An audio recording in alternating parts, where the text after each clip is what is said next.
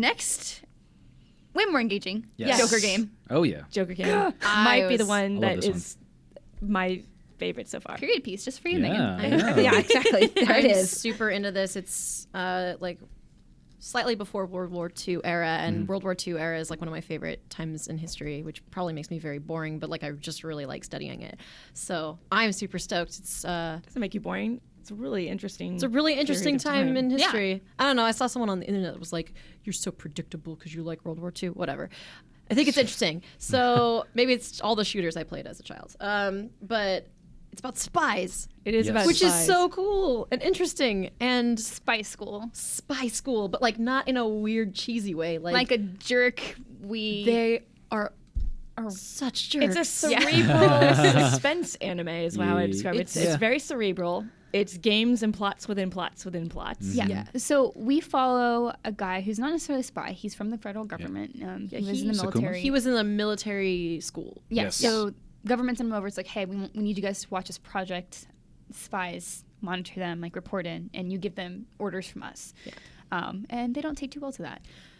They really like messing with him, and yeah. it's He's very obviously the outcast. Totally. yeah, very very clearly, and he is much more straightforward while they are playing like Megan said, games within games within games. Just they're playing poker, but it's not really poker. It's designed to weed people out, and basically they just pull the rug out from under him because he's so linear. His thought process is pretty basic in their eyes, and he sees them as cowardly. He thinks spies are cowards. They don't do the direct approach. They sneak around behind the scenes, and it's just really interesting seeing their dynamic. And there's also an interesting foreigner who speaks in anime English, and it's great. And we're trying to Miranda and I were talking this morning, trying to figure out what country he's supposed to be from, because this is 1937. So I know Japan, thanks to the History of Japan video on YouTube. Yeah, check it out. had been allied with Britain, but moving into World War II, allied with obviously Germany. So obviously, we all know how that turned out. So it's unclear if this foreigner is supposed to be German, because they suspect him of being a spy. So I'm like, is he supposed to be a British spy? He's probably not an American spy, because America was not involved in the war. But there at were this U.S. point. diplomats. There were I mean, US there were diplomats. diplomats there. If you've ever read a awful book called, well, it's not awful, what happens is awful, but Eyewitnesses to Massacre, about the rape of Nanking and other horrible things. There were diplomats at the time who were witnesses. So this was during Japan's occupation of China. So it's still possible he was American. I assumed he actually was, because he even I thought brought up. maybe he was British. He could be, but he didn't have like a British. It was hard to tell. He but was speaking English, but sometimes any European. But it was like speaks English. Yeah. So it was hard to Yeah. tell. Yeah, it's possible it was like a League of Nations sort of delegate sort of style person, because the whole invasion Blonde of guy. Manchuria was Yeah. was not Blonde dude. not a whole thing that the League of Nations particularly enjoyed. Yeah. And then the whole thing with like The government at the lieutenant, end. lieutenant's gonna Yeah. he's gonna kill himself If you don't find anything at the end.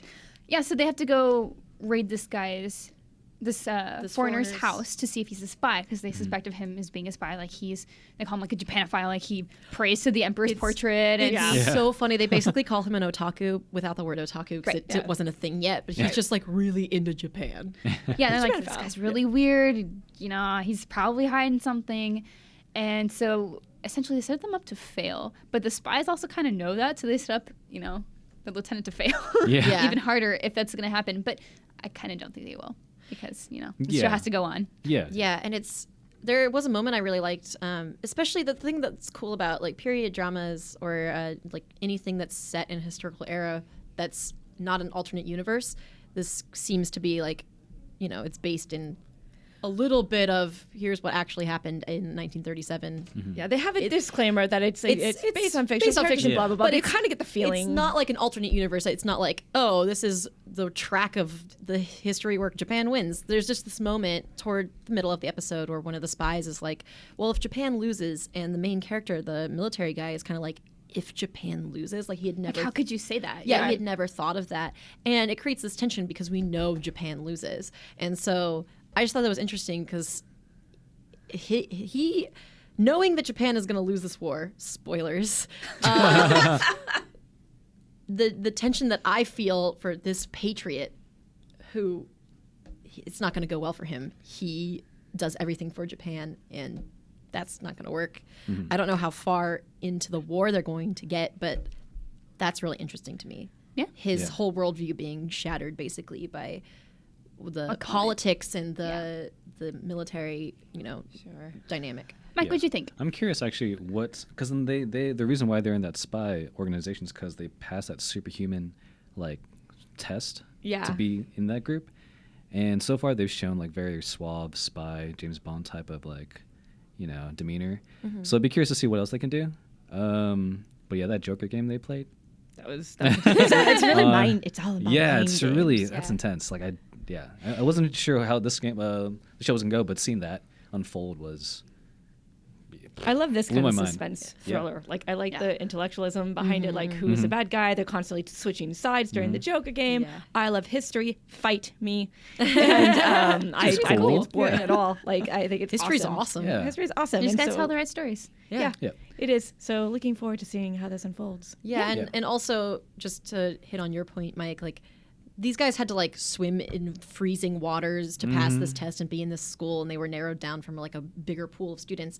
I'm like excited 8. to see like one of them in action, like suddenly like up to someone's neck with a knife, kind Exactly. of thing. Like Yeah.